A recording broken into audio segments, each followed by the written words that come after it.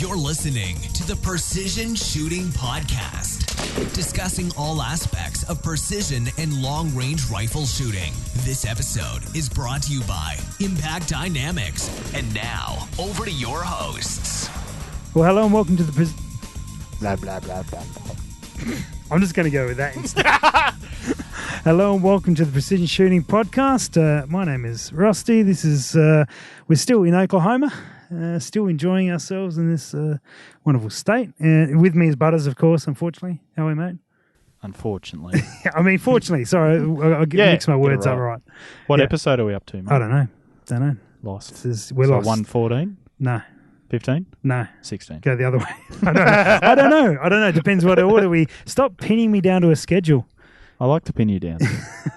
To a schedule. All right. Well, anyway, we've been messing around too long. We have a very special guest for this episode, Wade Stuteville. How are you? I'm doing great, thank you. Wonderful. So for those who are not familiar with you, Wade, you've got a long history in the precision rifle world. Yeah, I've been shooting precision rifles for about 20 years. Mm-hmm. Been in the industry in some degree or another for most of that time. Yep. And currently you're running your own. Well, you're running a few things. Yeah. My rifle shop is Stuteville Precision in Shawnee, Oklahoma. And I'm also a partner with Tate Streeter and Robin Smith in Impact Precision Shooting in Tishomingo. We make actions and muzzle brakes and other rifle parts. I think you should have gone with Tishomingo as the name of the business. That's a fun word to say. Tishomingo. Yeah. Wonderful. Well, Impact actually, congratulations to you on gunsmith of the PRS NRL top gunsmith for 2018. Oh, thank you. Yeah, that was a surprise. You see all your the guys and your guns out on the range, but it was really surprising to see that there were that many in the top. So I'm very blessed. And same with Impact Actions. Yeah, that's true. Well. Yeah. So you've gone from winning comps to winning stats. Yeah, unfortunately, the winning comps has dropped off some. My change in focus. But as you said, you've been shooting this for a long time. We're privileged enough to go out with you yesterday, and thank you very much for taking us for a small little comp, which was really good fun. But you spoke a few years ago of just guys getting together and shooting for the hell of it. Yeah. Even what were considered the matches then were still less organized than what club matches are now. It's certainly come a long way. You were telling us about you shoot with your brother a lot, or you? Yes, we used to shoot pretty much every Wednesday night. Myself, my brother, some friends of mine, Frank and Addison, would shoot sometimes. I had a nephew. My dad used to shoot with us years ago, but yeah, we'd get together and just shoot a small match.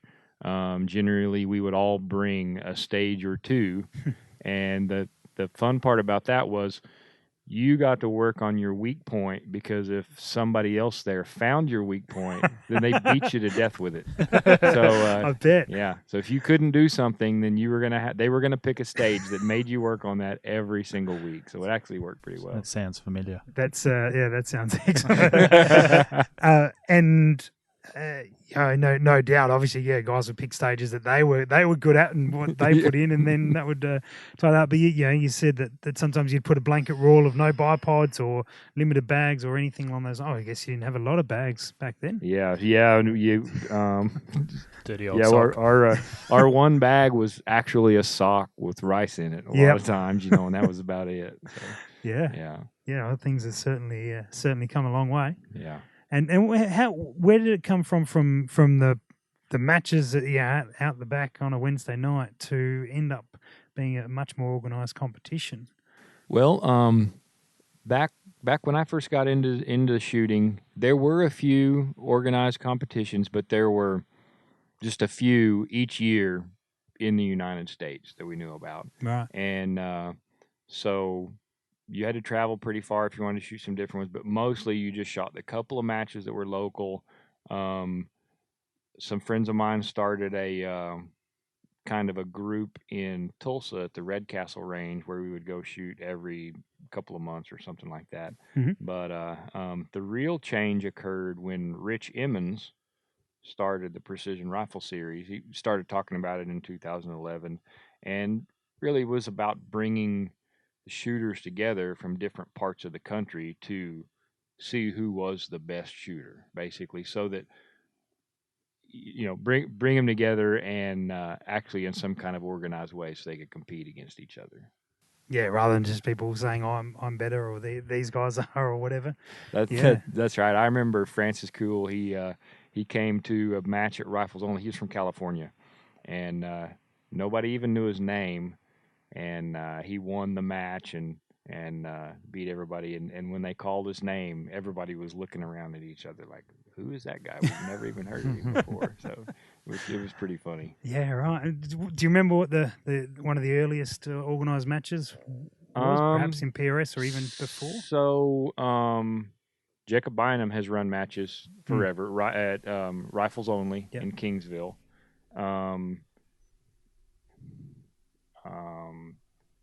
It seemed I never went up there, but it seemed like the ASC, the Allegheny Sniper Challenge, was a match from the early days too. Yep, yeah. And that was at Rifles Only as well. No, that was in New York. The ASC match was in New York. Yep, and then there were club matches in California at the time too. And then, so 2012 was the first season for PRS. That's correct. And you won that one. Yeah, I did. Yeah, we saw the big check on the wall there. So, yeah. Okay. How do you know? Like, was there many matches that year for the series, or? Man, it seems like there were about 12. Okay. About 10 or 12 matches in the series that year, and it's definitely grown every year since then. This year, I think we've got 40-something matches scheduled this year. Yeah, that's crazy. And did you get to most of them that first year, or would you? I think the first year I shot 4. I think I shot 4 matches prior to the finale. Okay. Yeah. Well, so that's still a good thing. I hear we were listening to some of the interviews we did with guys that shot. Some guys are shooting 12, 15, 20 matches this year. I don't know how you get the time or that. Yeah. But that's amazing. Yeah. I don't know. I don't know how you do it either. I guess it depends on the job you have and those kind of things. But yeah, it's definitely an advantage to be able to shoot those many matches. With the way the scoring is set up now, your top 3 scores count. Mm-hmm. So basically, any more matches than 3 that you shoot, you get a mulligan, if you will. Yeah, you get another chance. Yeah. What was it originally? Was it similar story, or was it? It was. It's since 2012, it has been like that. There have been some minor rule changes on what the scoring of the finale was worth, or how the scoring was figured within a match. But it's always been set up since 2012, where the top 3 have top 3 performances. Top 3, yeah. Yeah. Okay. Very good. And that was about the time you were at Surgeon, or? Yes. So I've been involved with Surgeon. I won't say off and on, but in different degrees. Actually, I started the company in 2003 with Preston Pritchett, and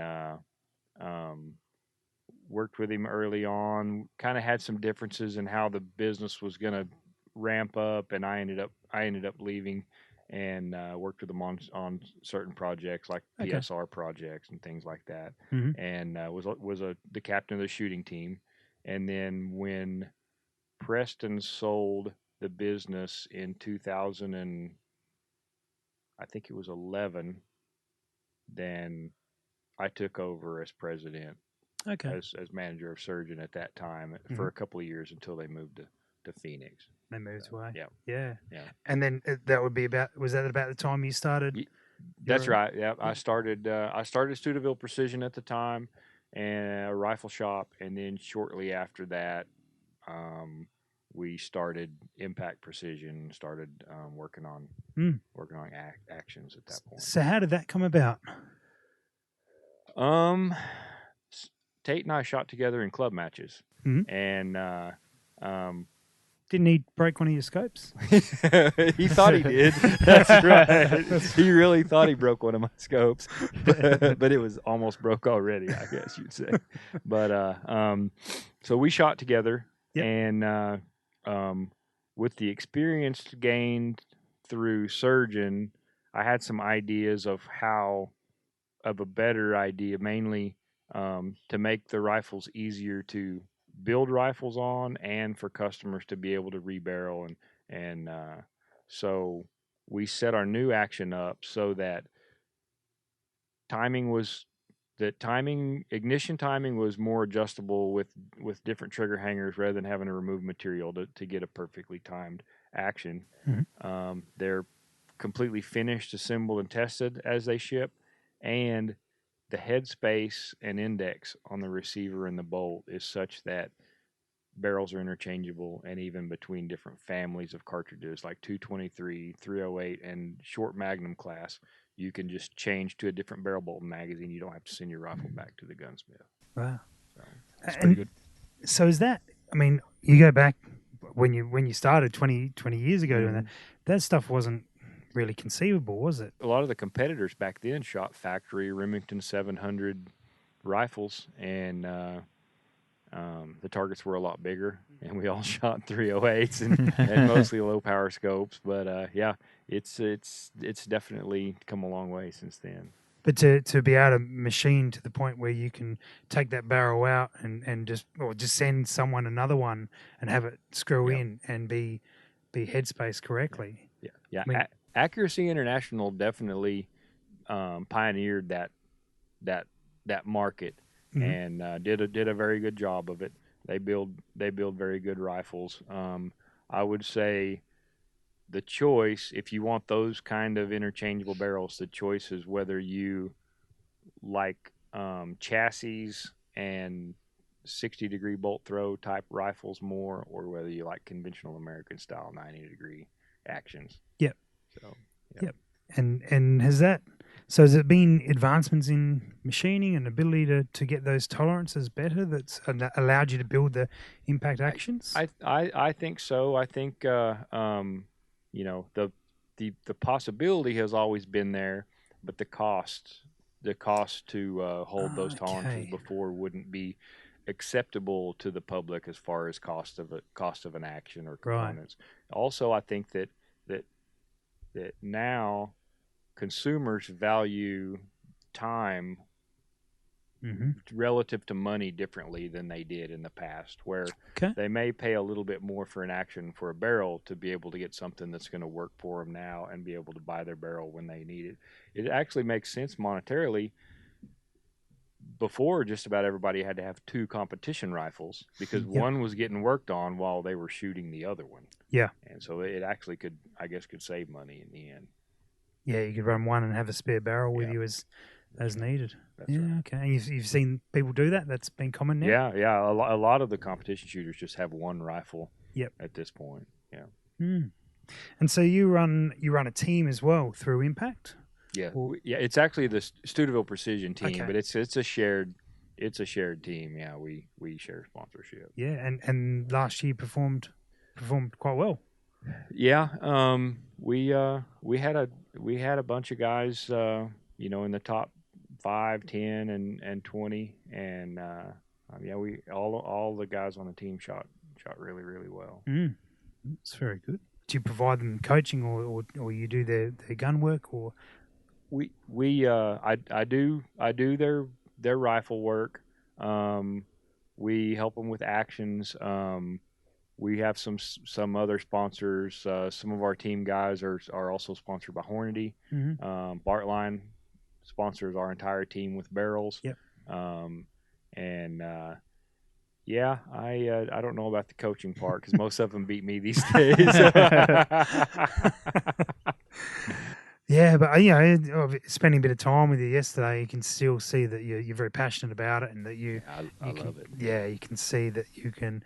I mean, we were out with your son yesterday, and it's sort of his first sort of a competition, if we call it that, and to see you after almost every stage you shot, being able to give him ideas and bits and pieces. It was a good time. Absolutely. And so are you doing, imagine you do that at matches and you enjoy sort of helping where?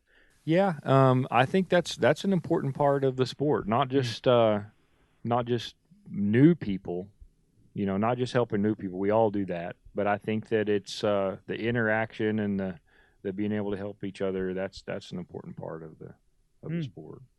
And what do you see as sort of pretty common issues that perhaps our listeners could take to heart pretty quickly?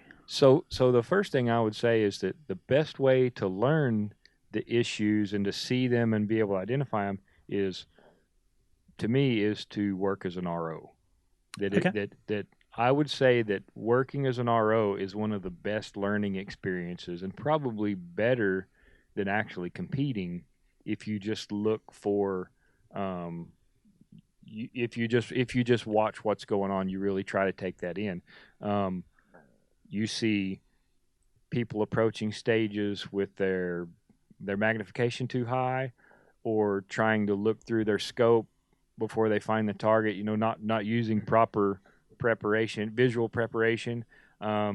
You see people almost always have a misfeed on the first round out of a magazine, and it's very often the fact that their bolt wasn't all the way back when they inserted their magazine. And so just little things that you see besides being able to see actual bullet trace and impact and all the things that you see, and see it repetitively enough to where you can actually better judge what's going on than you can when you're shooting. But I think that's an important part of that. That's very valuable to learning and being able to help shooters. Yeah. I guess you get to leverage the mistakes of many other people in front of you. That's right. As you learn from theirs. And I guess then the challenge is to be able to, all those things you've seen, put them into practice, isn't it? That's right. It's hard when the buzzer goes off sometimes. But sometimes all that preparation goes out the window as soon as that beep starts. You forget everything. Yeah, well, I certainly found it yesterday, and it's no surprise to anyone. Probably many people listening, but as soon as one little thing goes a bit south during a stage, or at the beginning of a stage, or you tripped over walking to the whatever it is, kind of throws you out. That's right. It can be really hard to recover. And if you're not careful, having one bad stage will throw you out for the next three if you can't get your mind right again and get back into it. And I may have had that yesterday. Sounds like an excuse. It's a reason. It's something to work on. Absolutely. But is there any tricks that you've used, Wade, for sort of doing, I would say that I as a shooter am average, and most of the advantage that I have found myself has been in stage approach, or tactics. So in terms of looking at the course of fire and figuring out how I'm going to best attack the stage, basically where I'm going to shoot from, maybe even having an A plan and a B plan. So if something doesn't go right, I know what I'm going to do to recover, to where, let's say you have a bad stage and you get a few shots off, that there's a point where you're going to reset and come back and go back to what you originally had set, rather than letting it cost you the entire 10 points, something like that. Yeah. Okay. And is that something that you prepare that, like when you get the match book, or do you do that when you get to the stage, or? Generally, I have to prepare when I get to the stage and I can look at it, but I do have to always prepare that plan before I go to shoot, because it's hard for me to process that much in a short amount of time. So I have to know that if things aren't going right, I'm going to do this. I have to have, by my fourth round, I'm going to make this change and I'm going to do this, or something like that. And how do you find the stages for the matches you've been competing in recently? Have they become more, compared to 20 years ago, they've become more challenging, more abstract, or a bit of everything? So I think the stages, the targets have become considerably smaller. Okay. But the ballistics are better. Range finders are better. Back many years ago, a lot of times we would use mill relation ranging to range most of the targets on the range. But so the targets are smaller. But I would say in the last, say, 2 or 3 years, we've seen a trend towards higher percentage scores based on easier target engagement. Basically, maybe where speed and rifle manipulation is more important than actual raw accuracy. Mm-hmm. And what's come of that is the winner of the match may shoot in the 90th percentile, where a lot of the old matches you would 40 or 50% would win a match. And is that a good thing or a bad thing, or is it just different? Yeah, it's not necessarily good or bad. It's different. But one thing I do like about the structure of the organization, such as PRS, is that if there are certain kinds of matches that you like to shoot or you do well at, you can pick those matches and go to those type of matches to shoot. Okay, so like you get to know sort of what type. An Oklahoma match is often hot and windy. That's right. So small targets and more prone in Oklahoma, okay. Generally, where as you go east and the distances are shorter and the wind doesn't blow as hard, then usually it's more it's timing and weapons manipulation and those kind of things to be able to. You might have more movement or that sort of thing, and that you'll see that vary across the. Is that match director or is that range or is it a bit of combination of all? It's a combination. I think it's what the match director knows and likes, and what the range allows, and a lot of it probably more so than anything probably is the background of the match director. Okay, what they're familiar with. Yeah. What sort of stages do you like shooting the most? I like shooting. Field stages, specifically stages where you don't have a certain thing you have to shoot off of or anything like that. Where, let's say, there's some rocks and stumps and whatever, and you're going to walk over the ridge, find the targets, and shoot them, and you just have to do whatever you have to do to make it work. Those are my favorite. So you could shoot prone or off the rocks or whatever it is. Drive the truck up there. Solve the problem. And if it's a blind stage, it's even better, where you go make your own decisions and your own mistakes, and the next guy didn't see what you do. You move off, and then he gets to make the same mistake that you just made. Have there been many matches or was early days or at any point where you would arrive to the stage for the entire comp and not know what was about to happen? Yeah, there have been that's happened quite a bit. Okay. That's happened quite a bit. Some matches and some organizations more than others. But that hasn't been uncommon over the years. That's how the matches we started back home.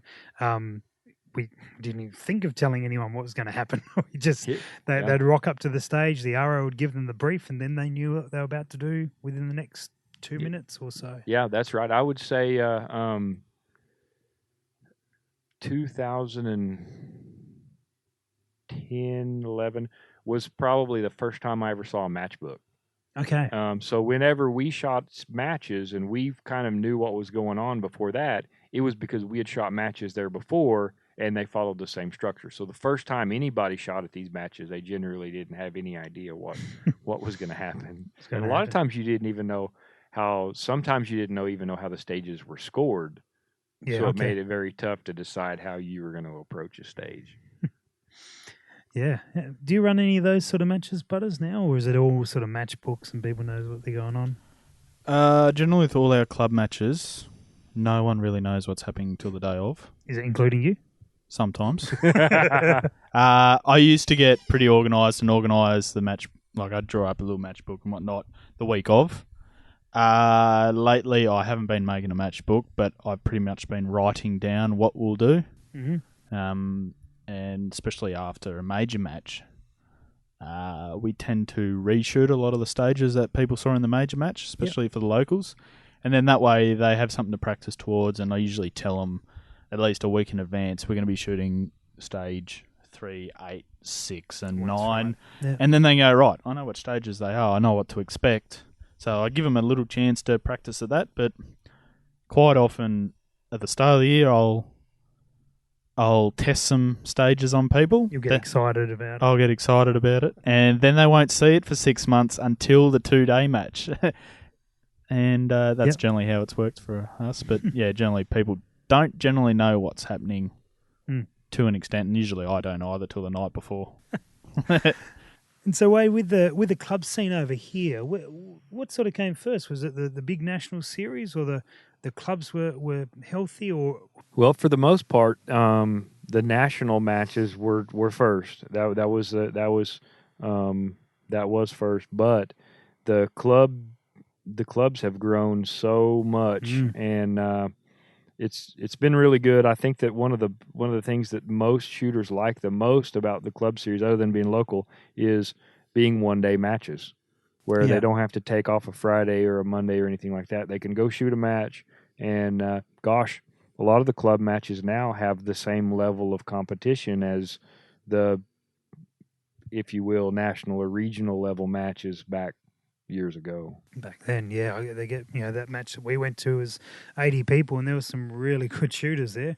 Yeah. Obviously, a number of them, do shoot on the national stage as well, and it was good, but it was quite encouraging for new shooters. Has there been times over the years where it's been hard to get new shooters on board?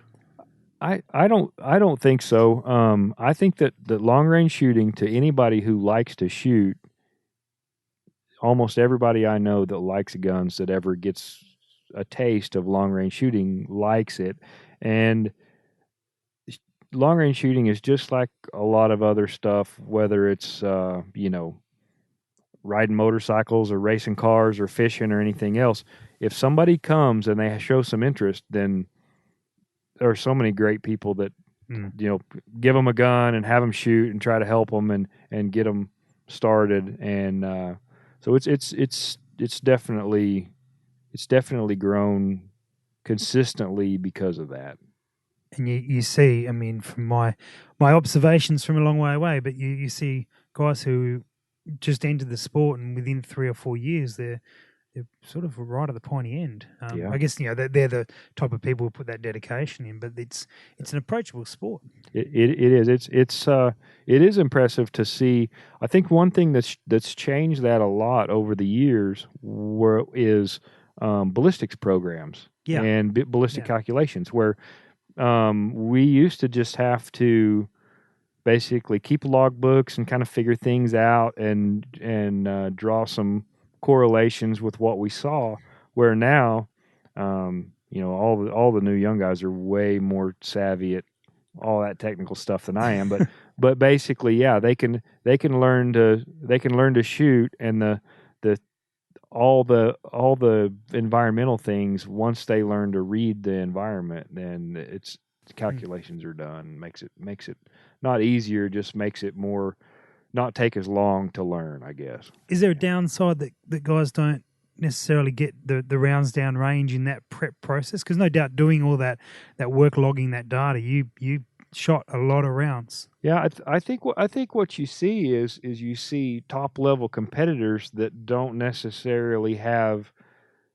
the experience of having shot out a lot of barrels, loaded a lot of ammo, and so their experience may not be as deep in a lot of ways that us older shooters assume that it is. Right? We assume that they have experience that they don't necessarily have. Yeah, that's obviously a big shift in how people have gone about it, isn't it? Yeah, that's right. And you question whether or not someone who perhaps implemented the old way of doing things now and got those rounds down range, whether their fundamentals will be more squared away, or I don't know. Yeah, or we're Interesting to just see. more set in our ways. One or the other, I'm not sure. Well, this is things do move forward, don't they? They do change, and no doubt, with what you're doing with Impact and with your own stuff as well, that you do things differently now than you would have. Yeah, that's when for you started. sure. That's for sure. Yeah. What's been the biggest change for you in terms of from when you started your business, when you left Surgeon to where you are now? As far as from a business aspect, Yeah, well, obviously, I bet that your business looks different to when you started to what you're doing on a day-to-day now. Yeah. The biggest change I think is tuning in more on what the competition shooters want and need, and focusing on that particular product. Basically, building something that they'll be able to take and go in a match with, and kind of narrow the narrow selection down to things that are working. Only use products that I personally like and trust and would want in my competition guns myself. And have you gone down more of a niche since starting, that you perhaps you did a little more general work, but now you're really only building? That's definitely the case. Like the rifles that I'm building now, I'm only using our Impact Actions to build. The foundation stocks are taking off. Very, everybody's really liking the foundation stocks, and even the AI shooter was was fairly close. I admit nothing. As a matter of fact, I called John Collin, ordered him a rifle last night because I could tell that he was converted by the end of the day yesterday. No, and this is let me open this door, Butters, and behind the door we have ready for you live on air. No, they are very nice stocks. I will give him that. You're only saying that because he gave you a hat. Don't tell him that. No. We only gave him a hat because his hair looked like that.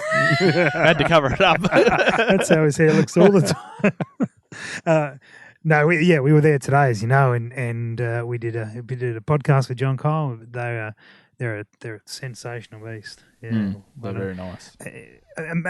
Magic that's a piece of canvas. Well, it's not quite a piece of canvas, but effectively you've got a piece of canvas wrapped around your piece of steel to win competitions. It's surprising, and it's amazing how the kind of following that it's had when it's modern, but it doesn't look modern. No, it's not the direction that everybody would have expected. No. With the popular